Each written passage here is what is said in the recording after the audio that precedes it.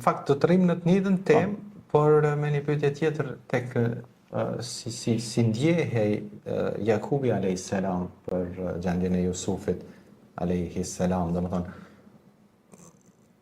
gjithmonë duhet më ndal tek fakt që ndoshta ndjenja e prindit kur është diçka që nuk është duke shku mirë, sikur prindi e përjeton të vërtetën në formën e vet. Po. Që në këtë rast paka shumë edhe tek Jakubi alayhis salam ndodhi një.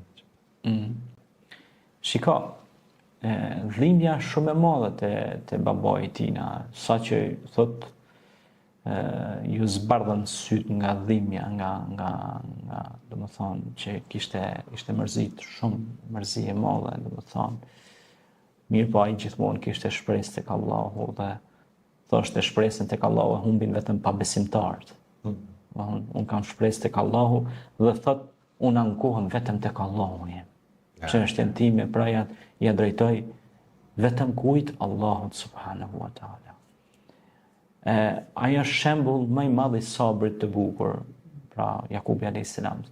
Sabrul Jamil, sabrul dia, sabër i drejtshëm. Pra shembull një pejgamberi që edhe pse Zoti e privoi me loçkën e zemrës, me vladin e tij, me djalin e tij të bukur Jusufin alayhis salam, ai prapse nuk u dorëzua dhe kishte vazhdimisht shpresë tek Allahu subhanahu wa taala që djali i tij do të rikthehej përsëri. Dhe pason ajo që ishim të diskutuar te pyetja e parë. Po. Realisht në delegacion, pra ai ju dha me vete i mbushi me të mira materiale dhe kur duke shku rrugës, ai ja ushtroi ushtrim.